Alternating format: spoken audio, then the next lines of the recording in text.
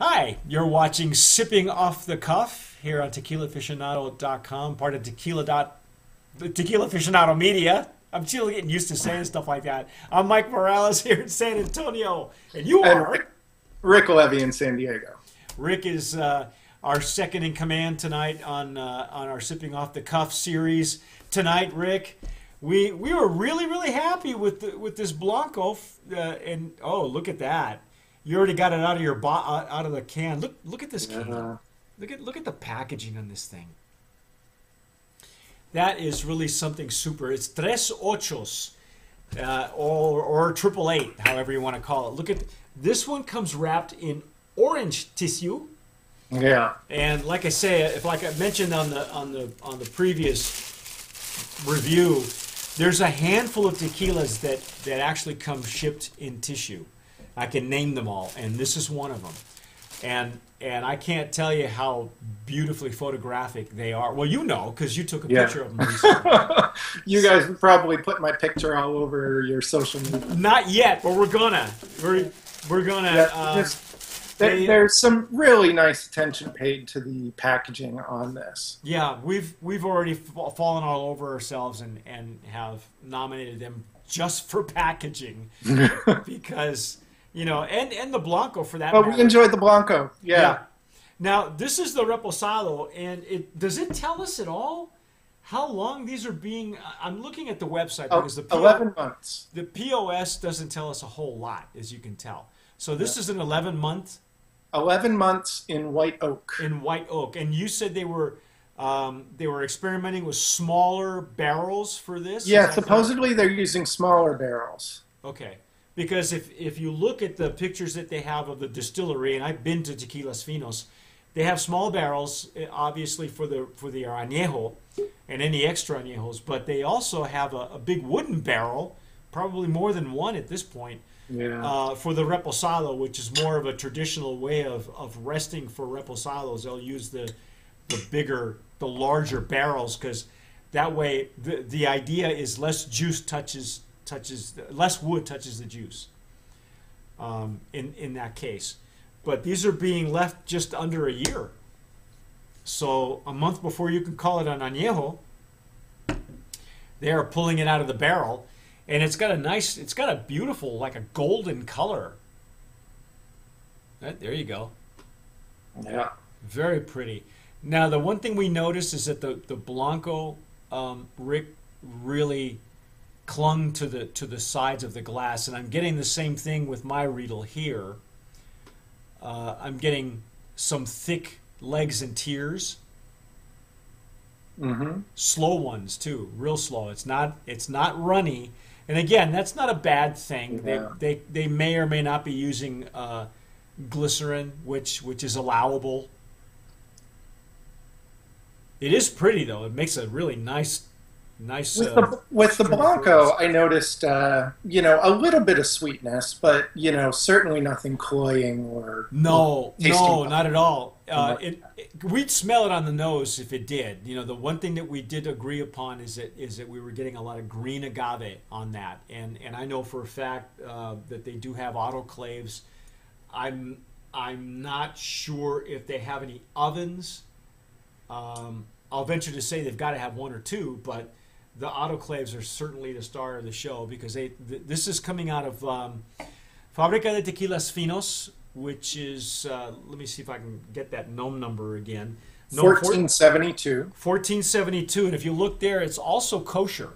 And all the tequilas that come out of 1472 are considered kosher. So we mentioned Mexican moonshine. You have a vintage bottle of Ka. I have a vintage bottle of Tonalá, which you all have probably seen it everywhere.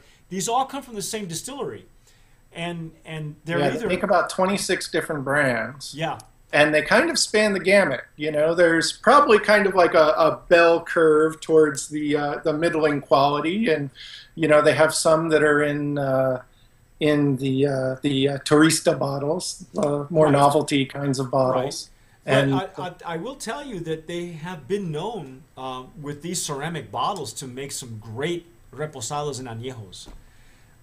because traditionally if you get a ceramic bottle, you're going to get an aged tequila, obviously. But by the same token, I remember Cielo tequila was one of my favorites. In fact, this bottle almost reminds me a little bit of Cielo. You might remember it used to come with a little rope tie on the front, and that was really one of the better tequilas out there. And I don't know what happened. I guess it dropped off the face of the earth, and I think they're trying to bring it back. I'm not sure. If anybody has seen a bottle of Cielo lately, let us know. I'm telling you, Cielo was really a dark horse for me. I really enjoyed it. And at one point, I even would have said that was their flagship brand, and it just fell apart. Don't know what happened. Yeah. Wow. A lot of good wood on this one. Yeah, I'm really getting those white oak notes that you Wow. get, like the sort of chocolate and cinnamon. The whiskey, I'm getting some whiskey notes. I'm getting Really? You're getting whiskey? well, I mean that's the white oak. It's reminiscent of whiskey for me. It made. I guess I was thinking more of like the virgin oak as opposed to Used? used. I don't know. Again, the website doesn't say. It just says that they're using smaller barrels of white oak. They may or may not be used. I'm not sure. Yeah, I was almost thinking like the Terranceau, like Casanoble or something. Oh, okay. I'm almost getting those kinds of wood notes. Wow. But it's right on the surface too. You don't have to dig very deep Yeah. for it. It's very And then you pleasant. still get that very sort of the center heart agave smell as well. Yeah, you're not losing the agave on this one either, and as dark as it is too, Rick. I mean, Yeah. this is a hearty, wooded tequila to start with, and I haven't even tasted it yet. So, but I love the nose on it. Very pleasant.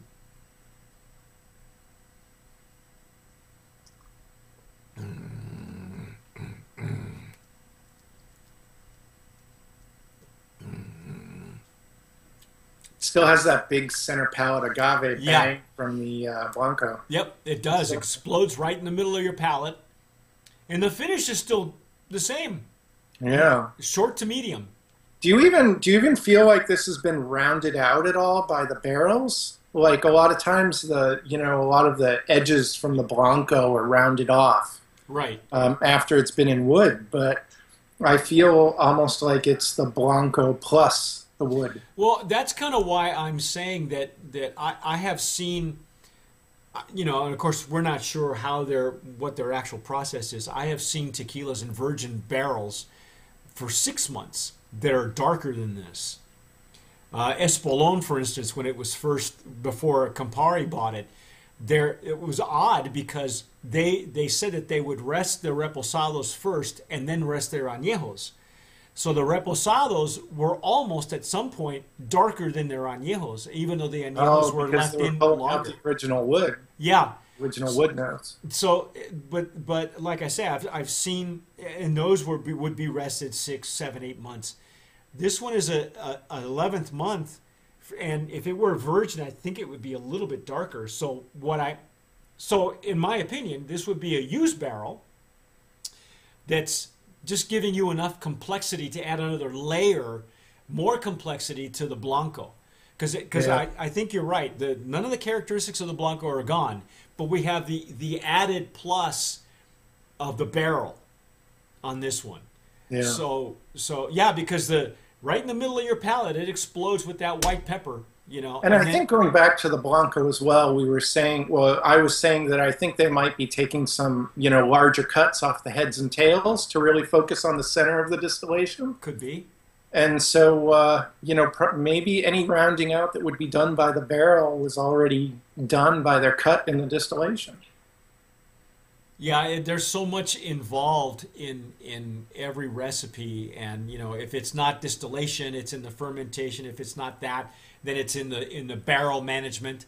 I can tell you that just looking at the pictures, you really have no idea how deep their barrel room really is. I was telling Rick off camera that I've been to that distillery. If you think of the warehouse at the end of Indiana Jones, that's it. Instead of wooden cartons, it's wooden barrels. You have a loft. You know, the upstairs of this loft is a meeting room. So you have a large, boardroom table where you have katas, you have tastings. It's not much else up there, but you overlook the loft, and that's where your barrel room is. So your loft is actually built on top of the barrel, and it smells wonderful. Oh, what a smell! It's like all that angel share walking. Yeah, up. all that. I remember the first time I opened up my first trip to Tequila, we went from we were waiting to get into Jose Cuervo, but a group of us went exploring, and we found the small Arete distillery, which has like 2 autoclaves, and it's really, really small. I think they make Arete Suave there, if I'm not mistaken. But their barrel room was across the street, and the street's all cobblestone. So when I asked them to show me the barrel room, it's this brick building, and it was hot in the middle of the day. I'm sure that they were losing a lot to the Angels, but they had these huge wooden doors, and as soon as they unlock those wooden doors, you get hit by this smell. And at the time, I was still kind of a newbie, right? And all I could say was, añejo, because that's all I could relate it to. And I was surprised at how hot it was in there. They try to climate control it, but they would wet the floor down, the wet cement. They'd wet it down so when it condensed, it would somehow humidify the room. I don't know, but this was like being in a huge chimney, because it was hot in there, man. And it's right. There's no shade. There's nothing where they had their barrel room. So this one is more dark. It's more protected. It's got its own roof on it, and it's very deep. So it's interesting that you mention Arete Suave, because that's another one where they take very large cuts off the heads and tails, focus on the heart, and then they put it in a can. And well, it really is that particular distillery, which I believe still exists. That one, and for those of you who have been to Tequila lately, you might be able to correct me. El Llano? El Llano, yeah, and I believe it's El Llano that we were in. I know it was owned by the Arete, the Orandines, and it's very small. In fact, they weren't producing, but they had product in the back that they could sell to the people who were with us, and it was all, as far as I can remember, it was Arete Suave, and they have like 2 small autoclaves. It was very, very small batch. It was definitely a small batch distillery, not a whole lot of production you can make in there, but that was the whole purpose. That being the case, this could be what I'm really enjoying this. It's got a great nose. Yeah, I think the barrel just added another layer of complexity. I think this is where the complexity is coming in from. Not so much the Blanco, because we did say the Blanco is not all that complex, but the complexity is coming in the Repo for sure. It's still got great agave, great legs, great nose. And you can still smell the agave even in the Riedel. For my previous, for the Blanco, I was using a Glencairn, and it was funneling the scent really well. But even with in the Riedel, I'm still getting that green agave. So. With the Riedel, often you find that the opening is too much, letting too much escape. It varies by tequila. Alex and I talked about this last year, and I think tequila now, there's so many different ways to have it and so many different microclimates that it really does deserve. Every region probably deserves its own glass. Glencairn was really nice enough to offer 3 of their most famous models. And we have found, in fact, Alex exclusively, when he does his sipping off the cuffs with me, he'll use this one. And I wrote an article of a restaurant in Austin, that serves all their tequilas in these. And the Blancos are so good out of the actual whiskey Glencairn glass. Well, that's going to create a lot of surface area for the aromas to. Well, yeah, you notice how they funnel. You see how like they're like a hurricane. They come because you fill it to right here, and then it should come up to meet you. Not that the reels are bad, because obviously they were great tools to start with. They were originally developed for reposados only. But I think the mark of a really good tequila is that the vessel makes less of a difference. And so, where that's concerned, I think Tres Ochos has got it. I think they got a winner here. Yeah, I'm very happy with it. Brand of Promise nominee for Reposado. That's our take on Tres Ochos Reposado. That's 888. You can find them on Facebook. You can find them on Instagram. I don't know if they have a Twitter or not. Yeah, check out you want to get it just for the packaging. This is a great Christmas gift coming up, let me tell you. But it's a hell of a tequila to begin with. It really is. It's not just a pretty bottle. So don't be afraid. Again, don't judge it by its bottle, but don't be afraid of it either. But that's our take. So I'm Mike Morales here in San Antonio. Rick Levy in San Diego. You have been watching Sipping Off the Cuff on TequilaAficionado.com. We are part of Tequila Aficionado Media. Don't forget to subscribe if you're watching us on YouTube. Press that red button. You'll be happy forever. The big red candy-like button. The red candy. You love red. Hit the red button. Tell us what you think. If you've seen it, if you've had it. Maybe those of our viewers in Asia who have had it, they can tell us, what they think. But Brand of Promise nominee. Thanks again for watching, and as always, tomar sabiamente.